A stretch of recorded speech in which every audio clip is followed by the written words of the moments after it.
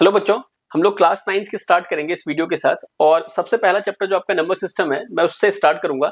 और इस वीडियो में सबसे पहले जो इंट्रोडक्शन है नंबर सिस्टम का, बहुत ही छोटी वीडियो बनेगी, बहुत लेंथी वीडियो हम लोग नहीं बना रहे, जस्ट एक इंट्रोडक्शन है नंबर सिस्टम का। और फर्स्ट एक्सरसाइज के साथ हम लोग इस वीडियो में कवर करेंगे उसको। तो स्टार्ट करते हैं। नंबर सिस्टम,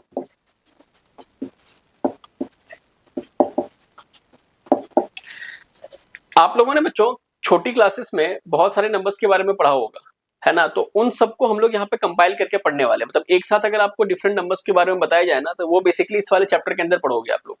सबसे पहले, जैसे हम लोगों को पता है, सबसे पहले जो नंबर्स का सेट होता है वो होता है हमारा नेचुरल नंबर्स। बहुत ही बेसिक, आप लोगों ने इसको काउंटिंग नंबर्स की तरह भी पढ़ा होगा। तो सबसे पहला नंबर्स हमारा यहीं से स्टार्ट होता है। उसके बाद हमारे आते हैं होल नंबर्स। छोटी क्लासेस में आप लोगों ने इसकी बहुत सारी प्रॉपर्टीज भी पढ़ी होंगी, नेचुरल नंबर्स की, होल नंबर्स की, है ना। तो उन प्रॉपर्टीज को हम यहाँ पे रिकॉल तो नहीं करेंगे, बट ये नंबर्स क्या होते हैं, कौन से नंबर्स इनके अंदर आएंगे, नेचुरल नंबर के अंदर, होल नंबर्स के अंदर, इसके बाद हमारा इंटीजर्स के अंदर। तो ये सारी चीजों को हम लोग कवर करेंगे।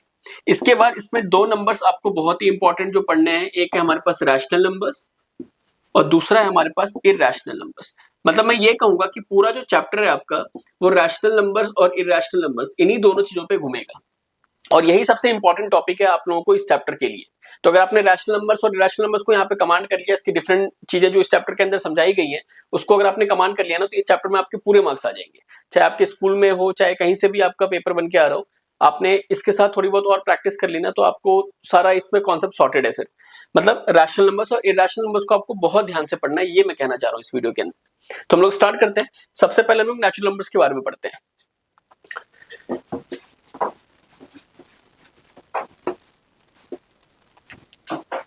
बच्चों, नेचुरल नंबर्स की जहां तक बात होगी ना, तो नेचुरल नंबर्स आपके, जैसे मैंने लिखा कि काउंटिंग नंबर्स की तरह हम लोग देखते हैं इसको।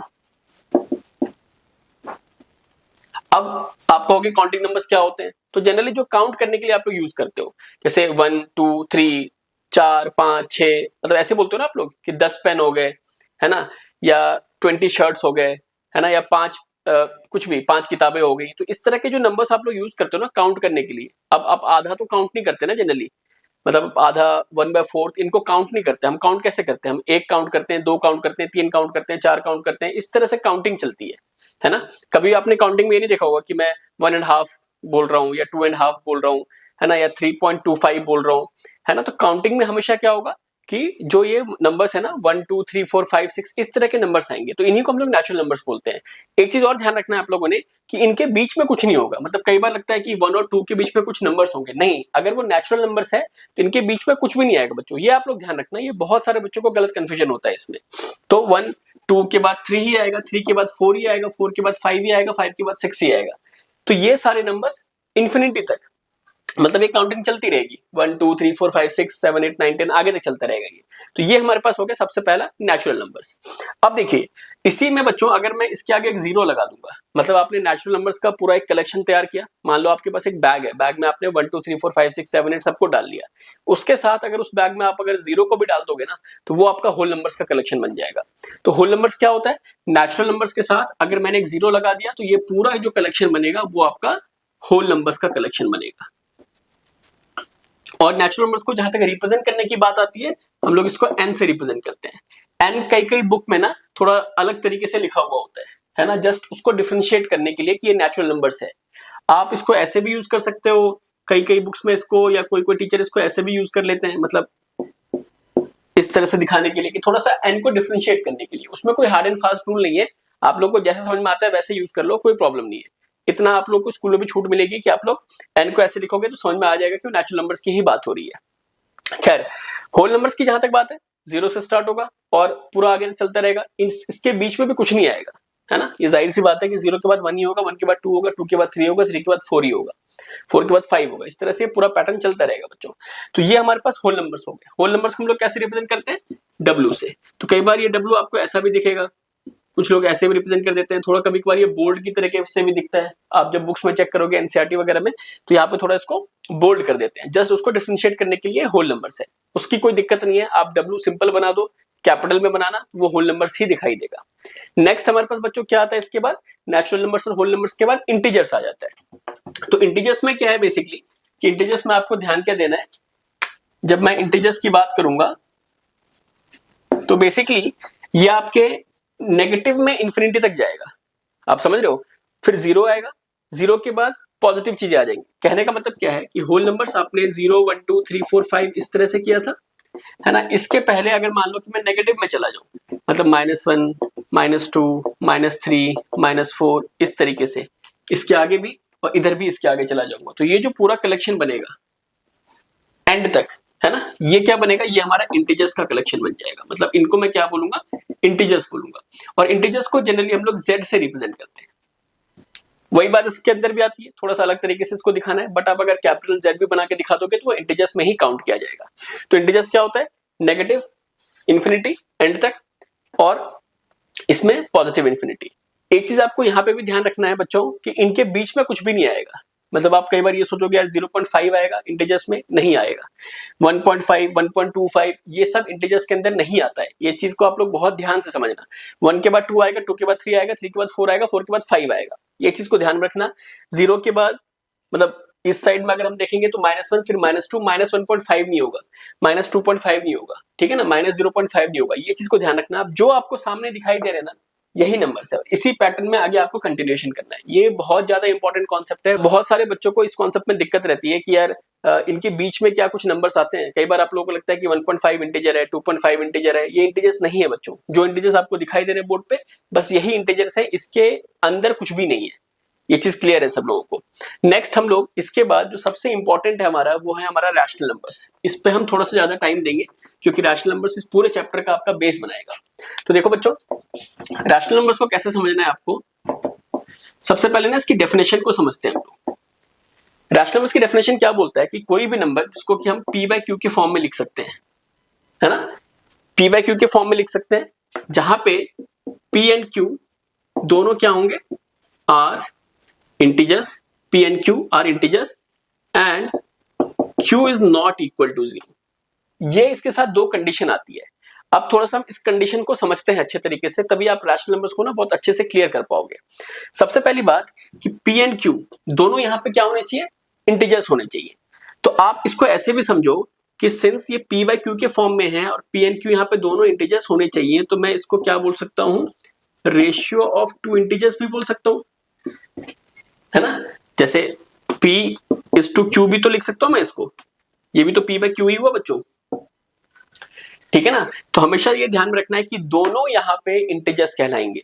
अगर इनमें से कोई भी एक इंटीजर नहीं हुआ, मतलब ये मैं आपको हिंट दे रहा हूं आगे के लिए रैशनल नंबर्स को पहचानने के लिए, तो अगर इन दोनों में से कोई भी एक इंटीजर नहीं हुआ तो वो रैशनल नंबर नहीं कहलाएगा।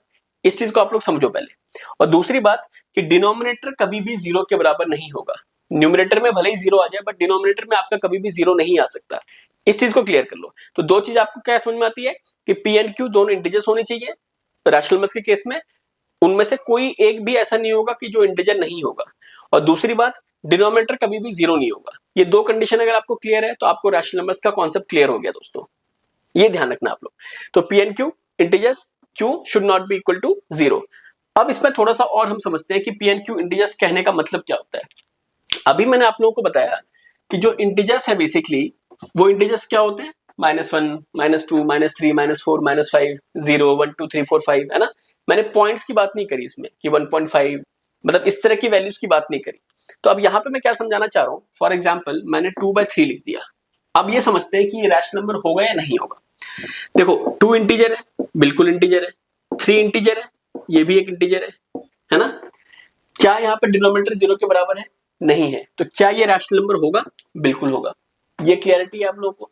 दूसरा एग्जांपल देखते हैं, -1/2 किया मैंने, तो क्या -1 एक इंटीजर है, बिल्कुल है।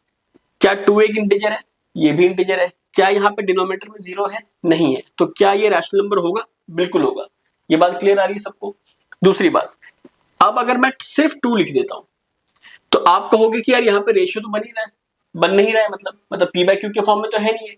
बट इसको मैं p/q के फॉर्म में लिखने के लिए क्या मैं 2/1 लिख सकता हूँ, बिल्कुल लिख सकता हूँ, कोई दिक्कत नहीं आएगी यहाँ पे, क्योंकि यार 2 को तो मैं 2/1 तो डिनोमिनेटर में 1 तो मान ही सकता हूँ मैं। तो न्यूमरेटर में आपका 2 विच इज एन इंटीजर, 1 जो कि अगेन एक इंटीजर है। तो क्या ये p/q के फॉर्म में आ गया, बिल्कुल आ गया। क्या यहाँ पे डिनोमिनेटर में 0 है, नहीं है बच्चों, तो ये 2 भी एक रैशनल नंबर होगा, ये ध्यान रखना आप लोग। इसी तरीके से मान लो मैंने -100 लिख दिया, तो क्या -100 एक रैशनल नंबर है? देख लेते हैं इसको भी। -100 में 1 करके लिख सकता हूं मैं, बिल्कुल लिख सकता हूं। क्या -100 इंटीजर है? बिल्कुल होगा। आप देखो -5 के आगे जाओगे, -6, -7, -8, इस तरह से कहीं भी आप -50 पे पहुंचोगे, -100 पे पहुंचोगे, तो -100 भी एक इंटीजर है, 1 भी एक इंटीजर है। तो क्या ये रेशियो ऑफ 2 इंटीजर्स है? मतलब P एंड Q दोनों यहाँ पे इंटीजर्स है? बिल्कुल है। क्या डिनोमिनेटर 0 के बराबर है? नहीं है। तो ये रैशनल नंबर होगा? बिल्कुल होगा। तो आपको मैं ये समझाना चाह रहा हूं बच्चों कि जितने भी नेचुरल नंबर्स हैं, जितने भी नेचुरल नंबर्स हैं वो सारे इंटीजर्स होंगे। क्यों होंगे? क्योंकि कोई भी नेचुरल नंबर उठा लो, मान लो आपने 10,000 उठा लिया, है ना, 10,000 को मैं 10,000 by 1 लिख सकता हूं, तो 10,000 तो इंटीजर बन गया, है ना, और 1 भी क्या इंटीजर है, तो ये p/q के फॉर्म में, q नॉट इक्वल टू 0 है, तो अगेन ये क्या बन जाएगा? रैशनल नंबर हो जाएगा। और एक चीज और ध्यान रखना आप लोग यहाँ पे, जो कि एक इंपॉर्टेंट कॉन्सेप्ट है, कि जब आप कोई भी इंटीजर भी देखते हो, मान लो आपने देख लिया -10,002 देख लिया आपने, अब इसके नीचे भी मैं 1 लिख के लिख सकता हूं, है ना, ये भी इंटीजर है, ये भी इंटीजर है, तो क्या ये रैशनल नंबर होगा? बिल्कुल होगा। तो मैं समझाना, अच्छा एक और इंपॉर्टेंट कॉन्सेप्ट, जीरो की बात कर लेते हैं। जीरो में बच्चों को बहुत कंफ्यूजन होता है कि क्या जीरो रैशनल नंबर है या नहीं है। देख लेते हैं, आपने सिर्फ 0 लिख दिया, इसको मैं 0/1 करके लिख सकता हूं, लिख सकते हैं, ये तो क्लियर बात है। 0/1 अगेन 0 ही होगा। तो क्या 0 इंटीजर है? मतलब न्यूमरेटर में p का जो वैल्यू है वो इंटीजर है? बिल्कुल इंटीजर है। क्या q इंटीजर है? बिल्कुल इंटीजर है। तो ये भी दोबारा से क्या हो गया? p/q इंटीजर्स के फॉर्म में, इंटीजर्स है बेसिकली, एंड डिनोमिनेटर में 0 नहीं है। न्यूमरेटर में है तो चलेगा, न्यूमरेटर में कोई प्रॉब्लम नहीं है, बट डिनोमिनेटर में 0 नहीं होना चाहिए। तो डिनोमिनेटर में 0 नहीं है, मतलब ये क्या हो जाएगा? अगेन 0 भी क्या है? एक रैशनल नंबर कहलाएगा बच्चों। तो ये आप लोग को ध्यान में रखना है कि 0 भी एक रैशनल नंबर ही है। कई बार आपको कंफ्यूजन होता है कि 0 रैशनल नंबर नहीं है, ऐसा नहीं है बच्चों, 0 भी रैशनल नंबर है। अब अगर मैं इसको समराइज करूं पूरे कॉन्सेप्ट को, तो एक छोटा सा कॉन्सेप्ट है आप लोगों के सामने कि देखो, जितने भी नेचुरल नंबर्स हैं, जितने भी होल नंबर्स हैं, और जितने भी इंटीजर्स हैं, ये सारे रैशनल नंबर्स होते हैं। ये ध्यान रखना आप लोग। जितने भी नेचुरल नंबर्स हैं, जितने भी होल नंबर्स हैं, जितने भी इंटीजर्स हैं, ये सारे किस में आ जाएंगे? ये सारे रैशनल नंबर्स की कैटेगरी में आ जाएंगे। अब इसमें एक चीज और बताता हूं आपको मैं, जितने भी नेचुरल नंबर्स हैं ना, वो भी होल नंबर्स कहलाते हैं, और जितने होल नंबर्स हैं वो सारे इंटीजर्स कहलाते हैं। कैसे? नेचुरल नंबर्स आपने क्या देखा? 1 2 3 4 5 देखा। अब अगर मैं होल नंबर्स को लिखूंगा तो होल नंबर्स भी तो 0 1 2 3 4 5 इस तरह से ही चलेगा। तो क्या ये सारा नेचुरल नंबर्स होल नंबर्स के अंदर आ रहा है? आ रहा है ना। 0 ही तो एक एक्स्ट्रा आ रहा है होल नंबर्स में, तो ये पूरा का पूरा सेट जो नंबर्स का है वो तो होल नंबर्स के अंदर ही आ गया ना। तो सारे नेचुरल नंबर्स किसके अंदर कंटेंट होंगे? होल नंबर्स के अंदर होते हैं। इसी तरीके से जब आप इंटीजर्स को लिखोगे, तो आप इंटीजर्स को जब लिखते हैं, मान लो कि आपने लिखा -3 -2 -1 0 1 2 3 4 5। अब देखो आप, ये 0 1 2 3 4 5 और आगे जो कंटिन्यूएशन होगा वो तो सारा इसके अंदर कंटेंट है ना। एक्स्ट्रा कोई वैल्यू आ रही है वो कोई प्रॉब्लम नहीं है, वो इंटीजर्स में एक्स्ट्रा वैल्यूज हैं, बट ये सारी वैल्यूज इसके अंदर कवर्ड है ना। तो होल नंबर्स भी सारे इंटीजर्स में ही आएंगे, ये आप ध्यान रखना। तो कहने का मतलब क्या है कि सारे नेचुरल नंबर्स होल नंबर्स हैं, सारे होल नंबर्स इंटीजर्स में आते हैं, और ये सारे इंटीजर्स किसके अंदर आ जाएंगे? Rational numbers. तो अभी तक का अगर मैं बताऊं आपको, रैशनल नंबर्स इन चारों में सबसे बड़ा आपका नंबर का कलेक्शन बन गया। आपने अगर रैशनल नंबर की बात करी तो उसके अंदर आपका नेचुरल नंबर भी आ जाएगा, होल नंबर्स भी आ जाएगा, इंटीजर्स भी आ जाएगा।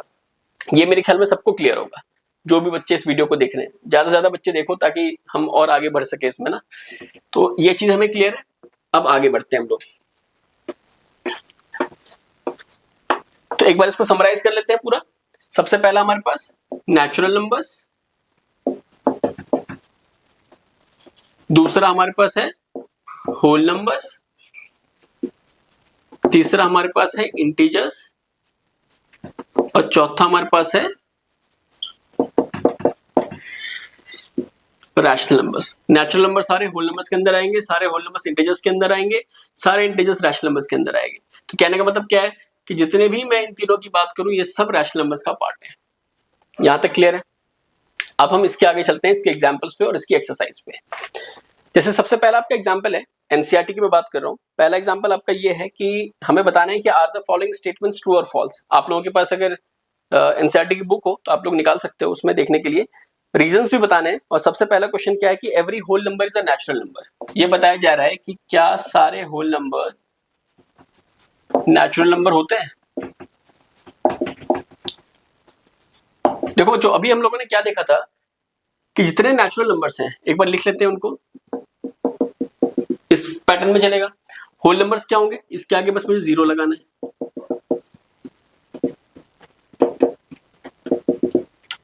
अब अगर क्वेश्चन ये बोलता कि सारे नेचुरल नंबर्स होल नंबर्स हैं तो बात सही होती, अभी मैंने थोड़ी देर पहले बताया था आप लोगों को। बट क्वेश्चन में क्या बोल रहा है कि सारे होल नंबर्स नेचुरल नंबर्स हैं, तो यार देखो ये यहां से होल नंबर्स तो नेचुरल के अंदर आ गए, बट जीरो का क्या करोगे? जीरो तो एक्स्ट्रा है ना, तो ये स्टेटमेंट क्या हो जाएगी? फॉल्स हो जाएगी। क्यों? Because zero is a whole number which is not a natural number. तो ये रीजनिंग भी आ गई इसकी कि जीरो एक ऐसा होल नंबर है जो कि नेचुरल नंबर के अंदर नहीं आता है, तो इसीलिए सारे होल नंबर्स नेचुरल नंबर्स नहीं होते हैं। ये फर्स्ट हमारा पार्ट हो गया इस वाले एग्जांपल का, फर्स्ट एग्जांपल का। सेकंड क्या पूछ रहा है? Every integer is a rational number. बिल्कुल सही बात है, क्योंकि सारे इंटीजर्स जो होंगे, मान लो कि मैं कोई भी इंटीजर लेता हूं, मैंने इसको भी थोड़ी देर पहले आप लोगों को बताया भी था कि कोई भी इंटीजर ले लो, -3, -2, -1, 0, 1, 2, 3, 4, 5 कुछ भी ले लो। किसी भी इंटीजर को आप p बाई क्यू के फॉर्म में लिख सकते हो, मतलब किसी भी इंटीजर के नीचे आप डिनोमिनेटर में 1 तो ले ही सकते हैं ना। ये इसकी रीजनिंग हो जाएगी कि every integer can be written in the form of p by q, है ना, जो कि एक रैशनल नंबर का फॉर्मेट है, और q is not equal to 0। ये सारी कंडीशन को सेटिस्फाई कर रहा है, मतलब जो हमारे पास इंटीजर होगा वो भी एक तरह का क्या है? रैशनल नंबर ही है। तो ये स्टेटमेंट ट्रू हो जाएगी हमारी। थर्ड पार्ट क्या बोल रहा है इसमें कि every rational number is an integer. अब ये थोड़ा सा क्वेश्चन सही है कि every rational number is an integer. अब यहां पे इसने क्या बोला कि एवरी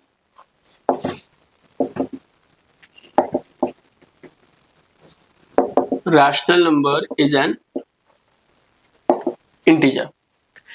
अगर ये बोलता कि every integer is a rational number तो स्टेटमेंट ट्रू हो जाती। वो अभी हमने थोड़ी देर पहले देखा भी था। इनफैक्ट जो सेकंड स्टेटमेंट थी हमारी वही थी कि every integer is a rational number. लेकिन अब यहाँ पे कह रहा है कि every rational number is an integer. अब देखो अगर मान लो कि मैं लिखता हूं -1/2, क्या ये रैशनल नंबर है? बिल्कुल है, क्योंकि -1 भी इंटीजर है, 2 भी इंटीजर है, डिनोमिनेटर में 0 के बराबर नहीं है, तो ये एक रैशनल नंबर तो है, बट क्या ये इंटीजर है? नहीं है, ये इंटीजर थोड़ा ना बच्चों। तो हम क्या बोलेंगे यहाँ पे कि कोई भी रैशनल नंबर, अगर मैं किसी भी एक particular rational number, for example -1/2 ले लिया मैंने, मैंने और भी देख सकते हो आप, माइनस आपने 2/5 ले लिया, कोई भी एक एग्जांपल लेके दिखा दो कि ये तो एक रैशनल नंबर है बट ये इंटीजर नहीं है, इसीलिए every rational number is not an integer. ये तीनों पार्ट्स आप लोगों को क्लियर है? यहां तक क्लियर है? सेकंड एग्जांपल पे चलते हैं हम लोग। अब बच्चों मैं इस वीडियो में ना फर्स्ट एक्सरसाइज तक आप लोगों को ना डिटेल एक्सप्लेनेशन दूंगा सारे एग्जांपल्स के, सारे क्वेश्चंस के जो फर्स्ट एक्सरसाइज में, तो आप लोग बस सही से इसको समझ लो तो कोई दिक्कत वाली बात नहीं रह जाएगी इसमें। अब सेकंड एग्जांपल बताया जा रहा है हमें कि फाइंड 5 रैशनल नंबर्स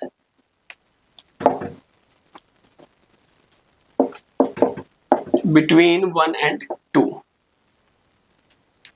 अब देखो 1 and 2 के बीच में रैशनल नंबर्स कैसे निकाला जाता है?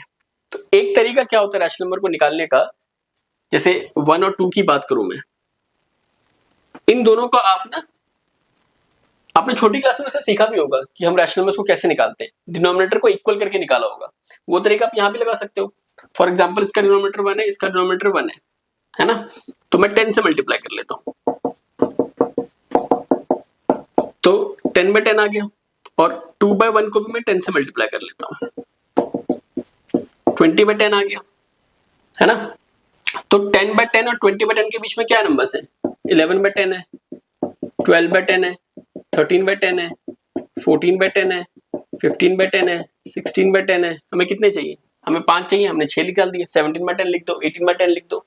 और एक चीज और ध्यान रखना, और भी बहुत सारे तरीके हैं, आप इसको 1/1 को 6 से मल्टीप्लाई कर दो, इसको भी 6 से मल्टीप्लाई कर दो, तो ये 6/6 हो जाएगा, ये 12/6 हो जाएगा। इनके बीच में नंबर्स क्या होंगे? 7/6। 8/6, 9/6, 10/6, 11/6, ये 5 नंबर्स आ गए। ये भी एक तरीका है। एक और तरीका बताता हूँ आप लोगों को, कोई भी आप यूज कर सकते हो, मैं डिफरेंट मेथड इसलिए बता रहा हूँ ताकि आपका कॉन्सेप्ट क्लियर हो जाए। जैसे 1 and 2, जब आप इन दोनों नंबर्स का एवरेज ले लोगे ना, तो जो नया नंबर आएगा उनके बीच का ही आएगा। फॉर एग्जाम्पल आपने 1 और 2 को ऐड किया और 2 से डिवाइड कर दिया, क्या आएगा ये 3/2 आएगा। 3/2 कितना होता है 1.5, है ना। तो क्या 1.5 इसके बीच का है, बिल्कुल है। और देखो आप, अब क्या करो आप, ये जो 3/2 आया है और 2 का भी एवरेज ले सकते हो, मतलब हमने 3/2 और 2 का एवरेज ले लो आप, तो फिर से क्या आ जाएगा 4, तो 7/2 डिवाइडेड बाय 2, तो कितना आ जाएगा ये 7/4 आ जाएगा, है ना बच्चों। ये तो पता है ना सबको कि 7/2 और डिवाइडेड बाय 2 है, तो ये डिवीजन मल्टीप्लिकेशन में चेंज हो जाएगा, है ना, और रेसिप्रोकल हो जाता है इसका, 7/4 आ जाएगा। 7/4 की वैल्यू कितनी होगी, ये हो जाएगी आपकी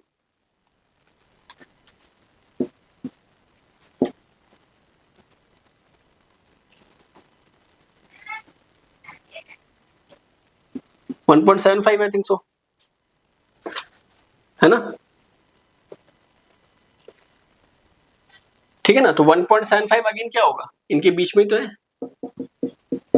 ना। तो फिर आप 1.75 और 2 का एवरेज लोगे, फिर से एक नंबर आ जाएगा, फिर उसका और 2 का एवरेज लोगे, तो वो थोड़ा ना बड़ा तरीका हो जाता है और लेंदी भी है।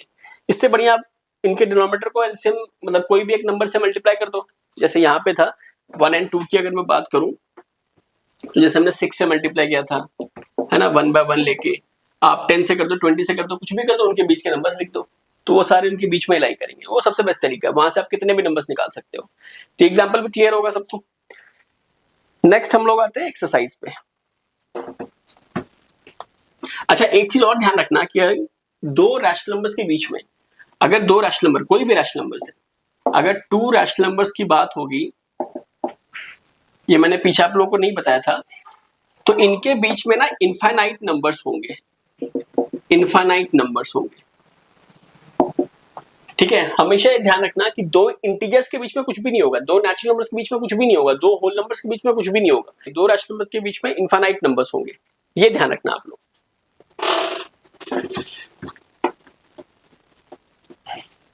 अब आ जाते हैं हम लोग एक्सरसाइज 1.1 पे। पहला क्वेश्चन आपका क्या है कि is zero rational number, can you write it in the form of p/q where p and q are integers and q is not equal to 0। ये तो अभी हमने डिस्कस किया था कि क्या जीरो रैशनल नंबर है, बिल्कुल है। तो अगर कहता है कि है तो इसको p/q के फॉर्म में लिख के दिखाओ, तो 0/1 लिख दिया हमने, तो हम क्या लिखेंगे कि 0 can be written as 0/1 which is in the form of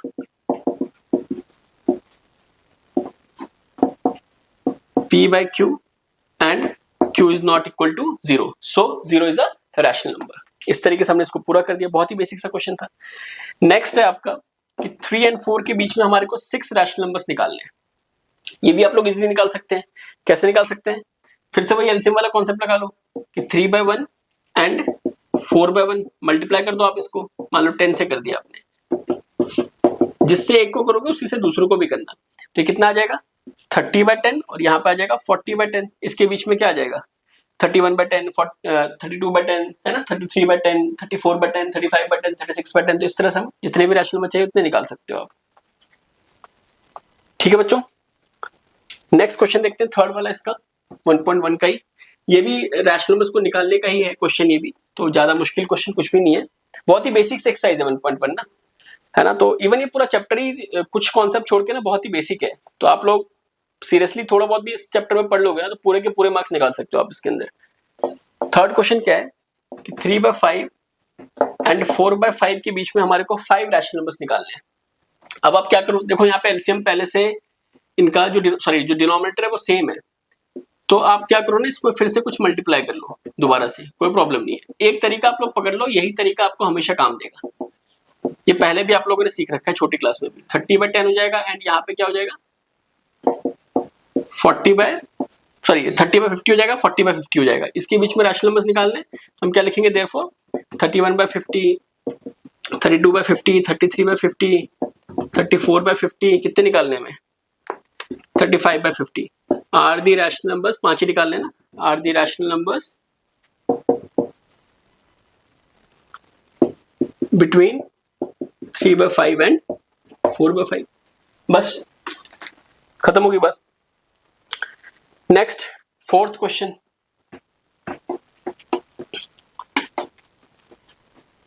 fourth question क्या बता रहा है आपका? ये मैंने कॉन्सेप्ट आप लोगों के साथ डिस्कस कर लिया है, बट फिर भी एक बार देख लेते हैं कि every natural number is a whole number. सही बात है, ये तो हमने पहले ही देख लिया कि जितने भी नेचुरल नंबर्स हैं वो सारे क्या हैं? होल नंबर्स ही हैं। क्यों हैं होल नंबर्स? बिकॉज कोई भी नेचुरल नंबर ले लो आप, वो होल नंबर्स के अंदर कंटेंट होते हैं, है ना। तो मतलब होल नंबर्स में एक नंबर बस जीरो एक एक्स्ट्रा है, एक एक्स्ट्रा वैल्यू है जो कि नेचुरल नंबर्स के अंदर नहीं है ना।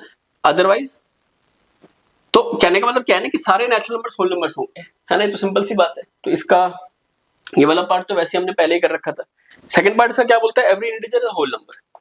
अब देखो हम लोगों ने क्या डिस्कस किया था कि जैसे इंटीजर है उसमें कुछ नेगेटिव वैल्यूज होंगी, -3, -2, -1, 0, 1, 2, 3, इस तरीके से वैल्यूज होंगी।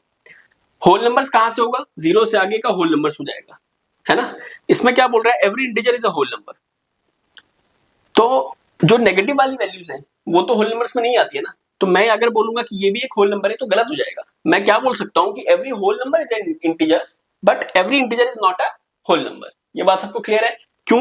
क्योंकि यहाँ पे कुछ नेगेटिव वैल्यूज हैं जो कि होल नंबर्स के अंदर नहीं आती है, इसीलिए सारे इंटीजर्स होल नंबर नहीं हो सकते हैं। इसी तरीके से थर्ड पार्ट आपका क्या बोलता है? थर्ड पार्ट भी आप लोग बताओ, गेस करो कि rational number is a whole number. तो सारे रैशनल नंबर होल नंबर कैसे हो पाएंगे? जैसे रैशनल नंबर में तो हमारे पास 2/3 भी एक रैशनल नंबर है ना। बट क्या ये होल नंबर है? नहीं है, क्योंकि होल नंबर तो जीरो से स्टार्ट होता है। तो बस इस तरह के वैल्यूज आ सकती है होल नंबर्स के अंदर। 2/3 हो गया, -1/2 हो गया, -2 हो गया, है ना, -100 हो गया। ये सारे क्या है? रैशनल नंबर्स है, बट ये सारे होल नंबर्स थोड़ा है। तो हम क्या बोलेंगे? ये भी क्या है? फॉल्स है। This statement is not true. Why? Because every whole number is a rational number but every rational number is not a whole number. उसका एग्जांपल क्या डाल सकते हो आप? 2/3 डाल दो, कुछ भी लिख दो। बहुत सारे नंबर है रैशनल नंबर्स में, तो इनफाइनाइट है, कुछ भी डाल दो आप कि ये एक रैशनल नंबर तो है बट ये होल नंबर्स के अंदर नहीं आता है। तो इसीलिए वो रैशनल नंबर, सारे रैशनल नंबर्स होल नंबर नहीं हो सकते हैं बच्चों। तो ये हमने कवर किया है 1.1 तक। इसके आगे की वीडियो में मैं आपको इरेशनल नंबर से स्टार्ट करेंगे, है ना। आगे की वीडियो थोड़ी और ज्यादा इंपॉर्टेंट होगी क्योंकि हम आगे आगे बहुत सारे कॉन्सेप्ट्स के अंदर कवर करेंगे और थोड़े मैं एक्स्ट्रा क्वेश्चंस भी कराऊंगा। देखो बच्चों, मेरा मेन पर्पस क्या है इस वीडियो का, ये स्टार्ट करने का, कि इसमें आपको मैथ्स के अंदर कहीं पे भी दिक्कत ना आए, है ना। तो इसीलिए हम आगे के क्वेश्चंस भी करेंगे। एनसीईआरटी को तो हम अपना बेस मानेंगे ही मानेंगे, बट इसके साथ जो भी स्टैंडर्ड क्वेश्चंस होते हैं ना, जो आपके एग्जाम्स में आते हैं, चाहे स्कूल का कोई भी आपका स्कूल हो, उसमें जो भी क्वेश्चंस आएंगे वो हम यहाँ पे कवर करेंगे। तो आप इन वीडियोस को देखो, आपको कहीं भी मैथ्स में फंसने की दिक्कत नहीं आएगी, ये मेरी गारंटी है। आपने अगर सिंसियरली फॉलो कर लिया इन कंटेंट को और बहुत अच्छे से घर पे प्रैक्टिस कर ली, तो आप मैथ्स में नहीं फंसोगे। जो आपका डर है ना, वो मैं निकाल के रहूंगा मैथ्स का। फिर हम लोग नेक्स्ट वीडियो में मिलते हैं बच्चों। तब तक के लिए इसको प्लीज आप लोग लाइक करो, शेयर करो, सब्सक्राइब करो, क्योंकि आप जब ये करोगे तभी कुछ और बच्चे आएंगे यहाँ पे, इस चैनल से जुड़ेंगे और फिर हम और मोटिवेशन के साथ नए नए वीडियोस लेके आएंगे आप लोगों के लिए। तो थैंक यू, नेक्स्ट क्लास में मिलते हैं हम लोग।